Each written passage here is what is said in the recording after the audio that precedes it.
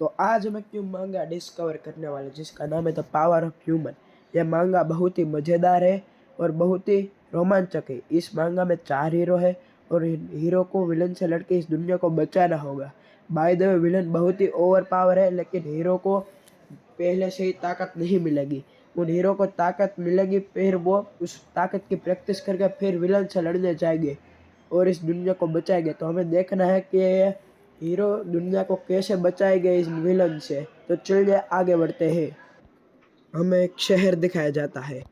By the way, यह शहर बहुत ही ज़्यादा ब्यूटीफुल है और मुझे बहुत ही अच्छा लगा। हमें हमारे पहले हीरो एरन को दिखाया जाता है, जो एक बिजनेसमैन है और इस शहर का सबसे बड़ा बिजनेसमैन है और एक गेमिंग कंपनी का मालिक भी है। एरन के घर के पास उसके बेस्ट फ्रेंड और उसकी ही कंपनी में काम करने वाले आदमी टोनी का घर था। टोनी एरन की ही कंपनी में काम करता था और एक गेम डिज़ाइनर था। वो किसी वजह से दूसरे देश में रहने चले गया था। इसी वजह से एरन बहुत ही दुखी रहने लगा था। यह बात को करीब करीब 1 हफ्ता बीत गया था। एरन हमेशा की तरह उदास रहता था, इसलिए उसका काम में ध्यान नहीं लग रहा था और उसकी कंपनी नीचे आ रही थी। इसी बात से एरन बहुत ही ज़्यादा निराश और दुखी हो गया और वो अंदर से टूट गया था। एक रात एरन अपने बिजनेस का काम खत्म करके घर की तरफ आ रहा था। रास्ते में एक जंगल था। उस जंगल के बीचों बीच एरन की गाड़ी बंद पड़ गई। एरन गुस्से में बोला, अरे यार, दुनिया की सारी मुसीबत मेरे सर पे ही आ गिरी है क्या?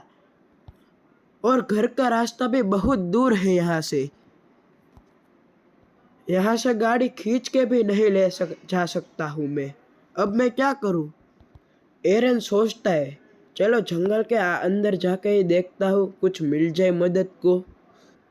तभी वहाँ जोरों से बारिश होने लगती है और एरन पूरा भीग जाता है। एरन बोला, अरे अब मैं क्या करूँ? एरन जंगल के अंदर जा रहा था। वहाँ बहुत ही ज़्यादा अंधेरा था। एरन को कुछ भी दिखाई नहीं दे रहा था। उस समय रात के करीब 2 बज रहे थे। एरन को वहाँ पे कोई रोशनी दिखती है। एरन बोलता है, अरे वहाँ तो रोशनी है, चलो वहाँ पे जाके देखता हूँ, मुझे कोई मदद मिल जाए और रहने का ठिकाना भी मिल सकता है शायद। वो रोशनी की तरफ जाने लगता है। वो देखता है कि ये रोशनी एक लैब में आ रहे हैं और वहाँ पे एक लैब है। वो लैब के अंदर जाता है। वहाँ लैब में टोनी को कुछ सामान दिखता है।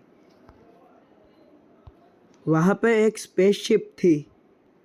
एरन उस स्पेसशिप के अंदर जाता है। अचानक से वो स्पेसशिप ऑन हो जाती है और एरन बहुत ही ज़्यादा घबरा जाता है और अब वो स्पेसशिप उड़ने लगती है और एरन कुछ भी नहीं कर पाया। एरन गुस्से में बोलता है, अरे मेरी फूटी किस्मत, अब मैं क्या करूं? वो 2 से 3 घंटे स्पेस में रहता है और कोई अननोन ग्रह पर चला जाता है। अब स्पेसशिप का दरवाज़ा खुल जाता है। एरन देखता है कि वह तो कोई नए ग्रह पर है। एरन बोलता है, अरे अब मैं क्या करूं? मेरी तो किस्मत ही फूटी हुई है। ऐसा कह के एरन स्पेसशिप से नीचे उतरता है और उस ग्रह को एक्सप्लोर करने लगता है। एरन उस ग्रह पर 4 से 5 दिन तक रहता है। तब तक स्पेसशिप में कुछ खाना था। एरन वो खाना खा पी के कुछ ना कुछ करके वहाँ पे जिंदा रह जाता है। अब स्पेसशिप के अंदर का खाना भी खत्म हो गया था। एरन कहता है, अब मैं क्या करूं? इस स्पेसशिप के अंदर का खाना भी खत्म हो रहा है। एरन अब खाना ढूंढने के लिए वह ग्रह पे जाता है। तभी एरन को वहां पे एक गुफा दिखती है। वह खाने की तलाश में उस गुफा के अंदर चला जाता है। उसके अंदर जाते ही गुफा का दरवाजा बंद हो जाता है। एरन बोला, अरे यहाँ तो बहुत ज़्यादा अंधेरा है, मुझे तो कुछ दिखाई भी नहीं दे रहा। वहाँ अचानक से एक दीवार आ जाती है। उस दीवार को देख के एरन बहुत ज़्यादा डर जाता है। उस दीवार को छूते ही वो दीवार नीचे की ओर सरक जाती है। अब एरन वह गुफा के अंदर चला जाता है। वहाँ उसको एक स्टोन दिखता है। वो स्टोन काले कलर का था। वो स्टोन के और करीब जाता है। अचानक से वो स्टोन एरन के शरीर के अंदर चला जाता है और एरन को अब स्पेस की सारी शक्तियाँ मिल गई। अब वो वहाँ से बाहर आता है और थोड़े दिन तक यह ग्रह पर रहता है।